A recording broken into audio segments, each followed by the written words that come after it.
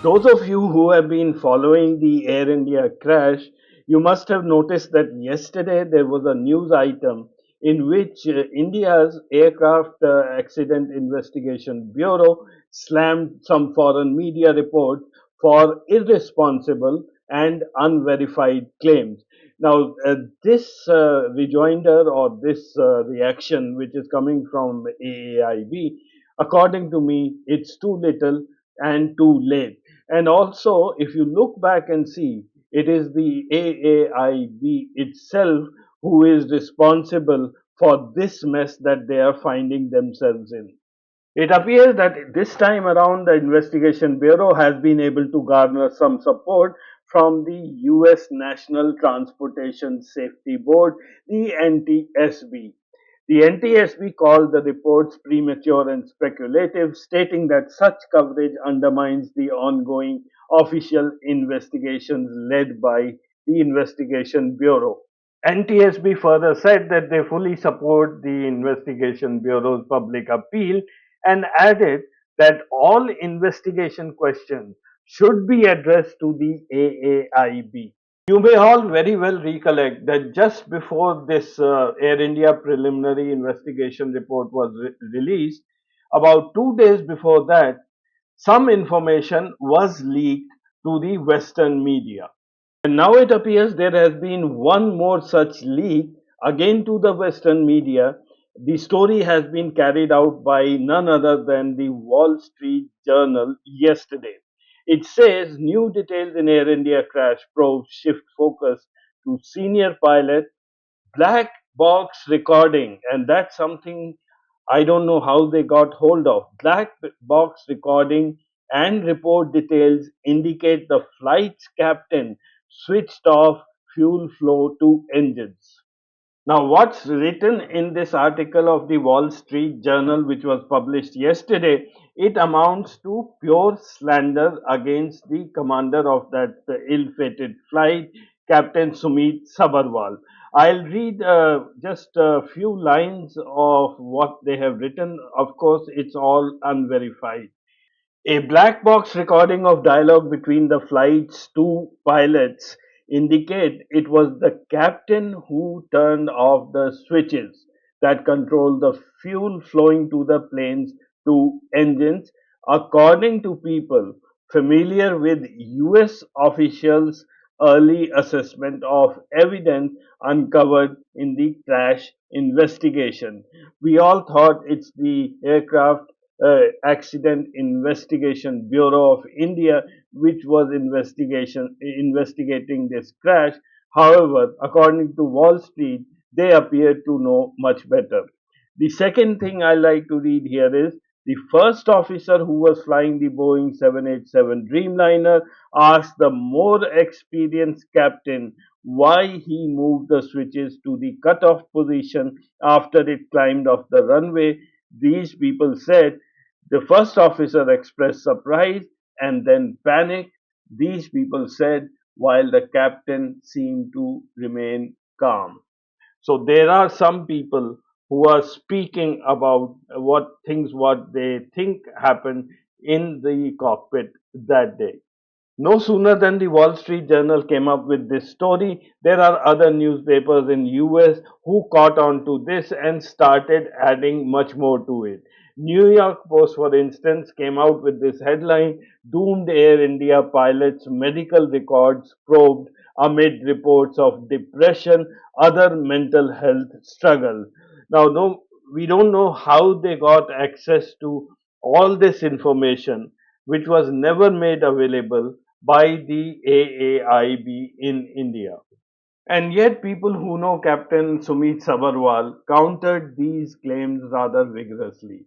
All his ex colleagues in Air India, I've been watching them on the social media YouTube channel, they defended Captain Sumit Sabharwal, saying that there was nothing of this sort and this is just pure slander to get the blame onto the pilot instead of looking deeper into malfunctioning of the Boeing aircraft. Much of what is happening in the press and especially the foreign media, I think the entire blame goes on to the AAIB of India.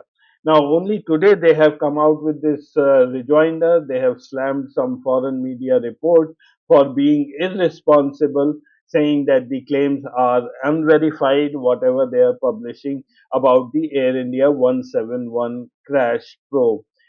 First of all, the AIB decided to release the preliminary investigation report after midnight in India. Now, that led to many questions because one would have expected that the report is released during office hours. However, if you look at the timing, it all suited people in the West. When it was 12 midnight in India, it was 11:30 in Seattle, 2:30 in Arlington. These are the two places where Boeing operates. And secondly, the AAIB and the DGCA both decided to remain quiet all through the last 6 days, and especially when they knew that the story of the fuel switches was leaked earlier. So, my two questions to the AAIB and the DGCA are: question number one, why is sensitive information being leaked to the Western media? Why is the Indian media being kept out of this? And secondly, if all this is true, why wasn't it made a part of the preliminary report? And now the AAIB say they will release this information as and when they think it's a suitable time. The AAIB now says through their Director General that they will publish updates of technical and public interest as and when required. Scarce flow of official information, absence of regular updates and briefings on the investigation were flagged by a number of experts and industry watchers. According to the AAIB chief, the investigation into the crash, the most devastating accident in the recent aviation history, is being undertaken in a rigorous and most professional manner. I absolutely do not have any doubt in my mind that the investigators chosen by the AAIB would be the best in the country and are doing a great job. Their names have been made public already. I also think that the leaks which are happening are not due to the officers of the AAIB.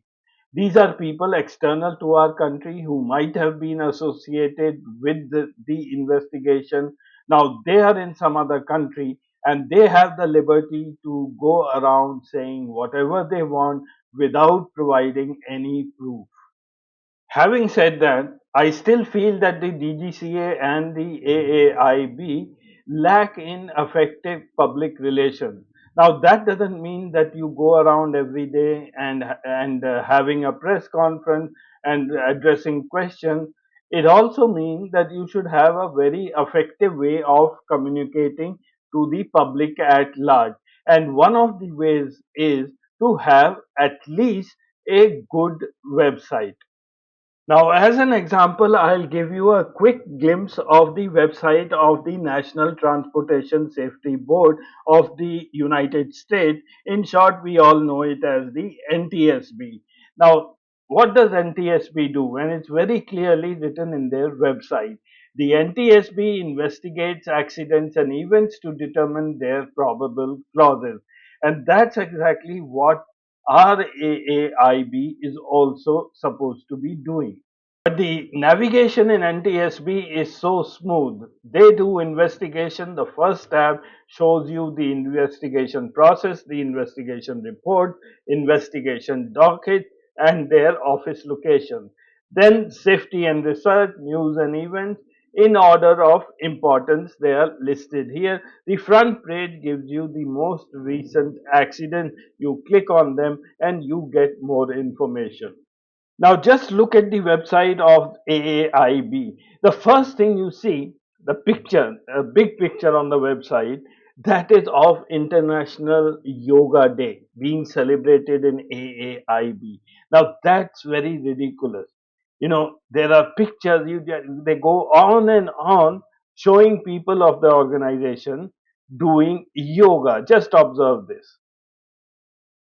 Now, this is a aircraft accident investigation bureau, and what you see is someone here trying to please Prime Minister Modi, and it's almost now over a month, and these pictures haven't been changed. There's not a single picture of any aircraft accident given on the front page, not even of AI 171.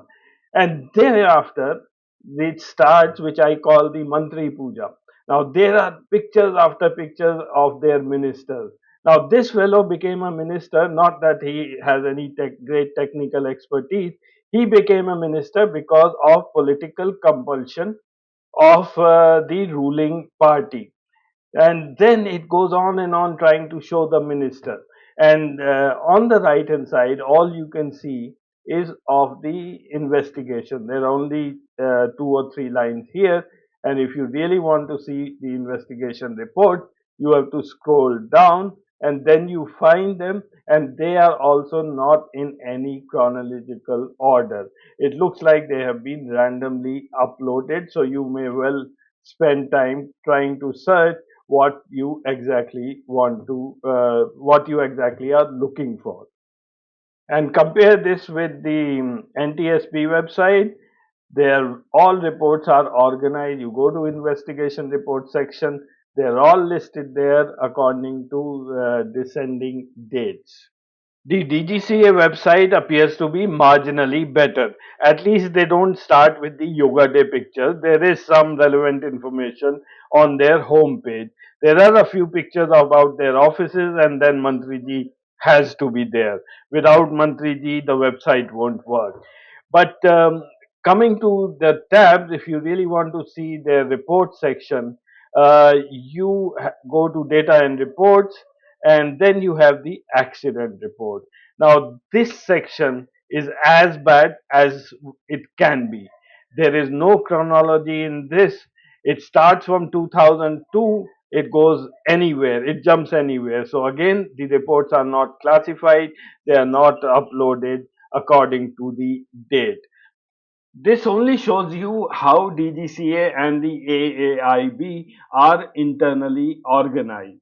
Now, they are pretty bad at maintaining their own website, their own data, and their own reports. And it's no wonder that they never want to face the public. Their public relation is so bad that the foreign media is getting away with, literally, with murder. So thank you for watching today's episode. I'll see you again in the next episode.